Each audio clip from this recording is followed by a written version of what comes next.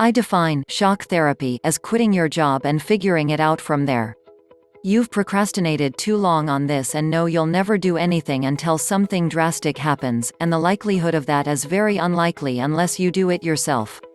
So you administer the shock, say, "Fuck it, I quit," and take it from there. Is shock therapy for you? No matter where you go or what you do, you'll always come up against a narrative telling you that you're not good enough, you're not able enough, you're not rich enough, you're not worthy enough, you're not successful enough, blah blah blah. The list goes on. But it's always there. Always, because the narrative comes from you.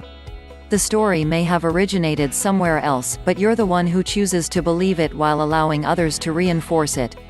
If you tell yourself you're good enough and believe that to be the case, then how can someone else's opinion affect you? Too many believe they'll look weak or a failure if they make a decision for the good of their mental health, so they ignore the plea from their mind, endure far too much stress, and ultimately end up in a right fucking mess. Not long ago, my article, "Work Has Me Crippled with Anxiety, Is It Time to Quit?" found itself fighting for pole position on the first page of Google. As a result, I've received thousands, I'm supposed to lie, right, of emails from people suffering from severe work anxiety looking for answers. I don't know these people nor their circumstances, but if they're taking the trouble to email me, then my best guess would be that the time has come to quit.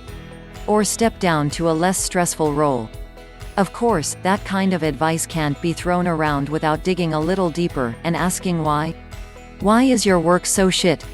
When you know why, you'll be in a much better position to either fix it or move on to greener pastures.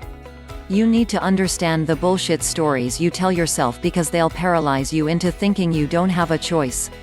Or the choice you must make is to go out there and save the world. After all, aren't we now being told by ordinary people that if we don't live extraordinary lives, we've pretty much fucked it all up? And nobody likes the taste of skunk shit on their tongue, so that right there is enough to make anyone anxious. First and foremost, I think you need to be extremely careful in establishing why your job is shit. Is the job itself making you anxious, or are there external forces at play? Figure this out and then get to work on fixing it. If your job is making you sick, and you can do something about it, then it's your responsibility to do something about it, because if you don't, nobody else will. If you do utter the magic words, "I quit," it's very likely that in a couple of months you'll look back on that decision as one of the greatest decisions you've ever made, if you make it for the right reasons.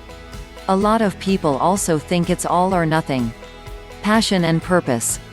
First of all, these are bullshit ideologies sold on the internet by internet marketers, bloggers, and digital nomads who have a very keen interest in the outcome. Great, if you can achieve it. I wish you all the luck in the world. But please consider just how much bullshit is spoken and how much work is involved before you embark on a journey down this very uncertain path.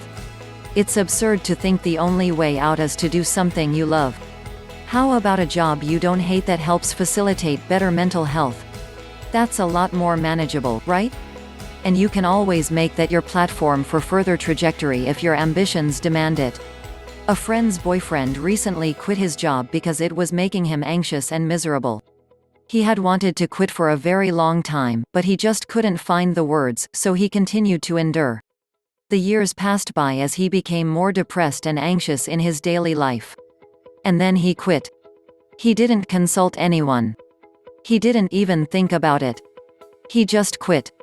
He knew the only way he was going to get off his ass and find something better to do with his life was by putting himself in a position so terrifying that he had no choice in the matter but to do something about it. He administered his own shock therapy. Of course, he was terrified. But he was also liberated and empowered by his decision. And letting go of all that stress freed up the energy he so desperately needed to get out there and find something better. Which is exactly what he did. Most people give up smoking because it causes cancer and are rightfully proud of themselves for doing so. So why would you not give up something that's causing you to be anxious or depressed and be proud of that decision also? Is it time for you to administer shock therapy?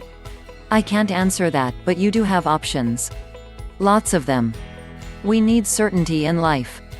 It's one of our greatest human needs. People freak out at the thought of the unknown. There is comfort in misery. Don't cling to it. Don't let your desire for certainty ensure you live a life of misery. Surely the unknown is a pretty exciting prospect if it's reached a stage where everything you know is anxiety and depression.